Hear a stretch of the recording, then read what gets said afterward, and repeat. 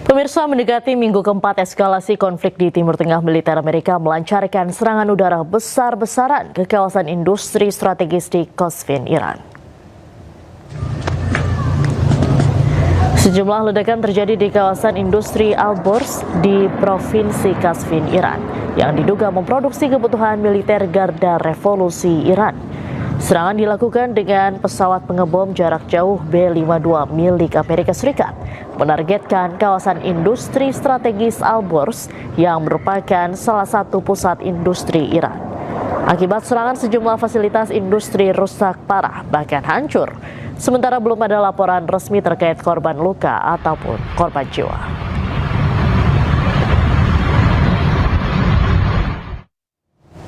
Di tengah klaim diplomasi yang terus digaungkan, Amerika Serikat merilis rekaman serangan militer ke Iran.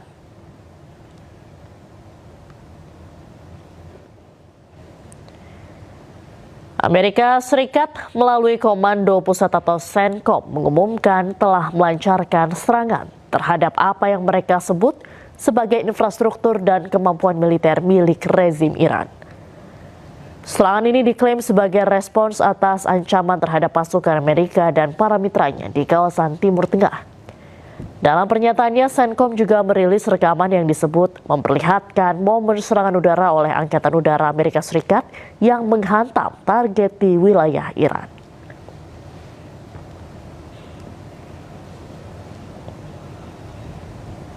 Bulan Sabit Merah Iran melaporkan sejak eskalasi konflik di Timur Tengah berlangsung, lebih dari 80.000 lokasi sipil di Iran telah menjadi sasaran serangan militer Israel. Bulan Sabit Merah Iran melakukan operasi pencarian dan penyelamatan di sebuah distrik perumahan di Teheran pada Rabu dini hari setelah serangan udara di daerah tersebut. Rekaman video menunjukkan tim darurat bekerja menyisir puing-puing bersama seekor anjing penyelamat untuk mencari korban selamat.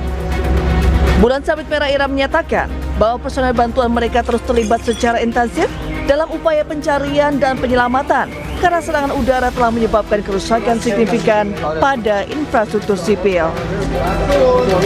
همکنون همونطور که تصویر پشت سر بنده مشاهده می‌کنید محل اصابت بمب‌های رژیم صهیونی و آمریکای تروریست رو می‌بینید که به منطقه مسکونی برخورد کرده. Data Bulan Sabit Merah Iran, sejak eskalasi konflik, 81.365 lokasi sipil telah menjadi sasaran, termasuk 19.000 pusat komersial dan 61.555 unit perumahan.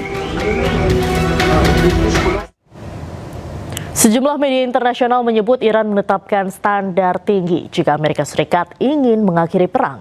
Iran mengajukan sejumlah syarat, di antaranya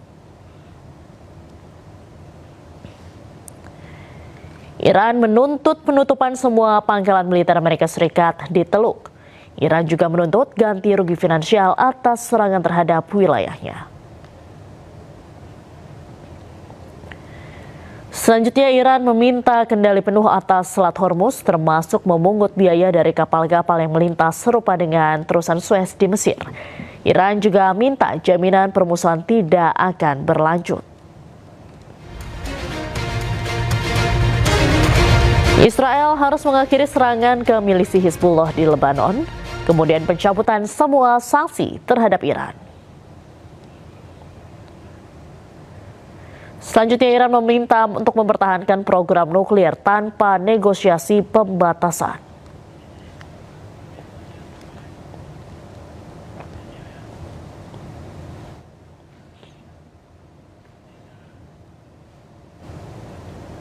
Sementara itu, Amerika Serikat dikabarkan telah mengajukan proposal ke Iran berisi 15 syarat untuk mengakhiri perang. 4 poin penting diantaranya. Amerika Serikat meminta Iran untuk menyerahkan seluruh uranium dan menghentikan program senjata nuklir. Amerika Serikat juga meminta Iran untuk membuka akses tanpa hambatan di Selat Hormuz. Amerika Serikat meminta Iran untuk menghentikan pengembangan rudal balistik, serta juga meminta Iran menghentikan dukungan terhadap Hizbullah dan juga Hamas.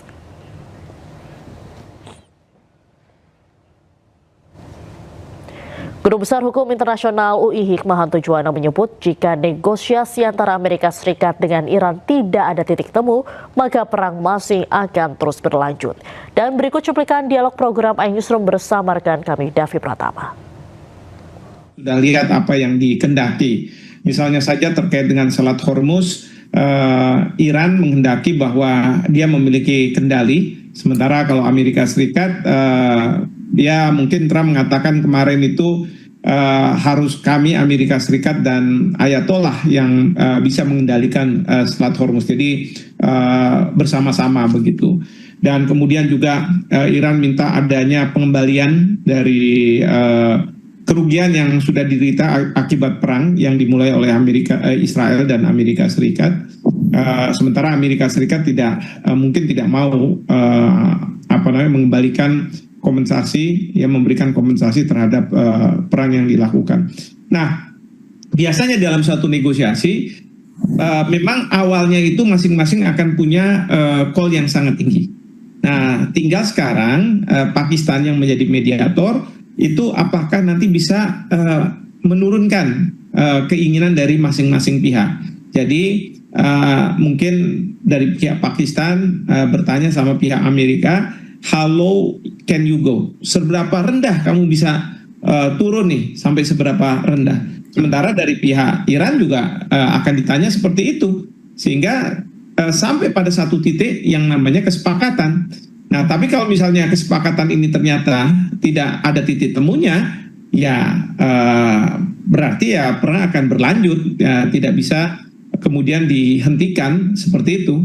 Oke, yang menarik bagaimana kemudian mengapa Israel ini tidak dilibatkan dalam dialog ini? Ya, yang jelas Iran sih tidak mau dan tidak akan menganggap bahwa Israel itu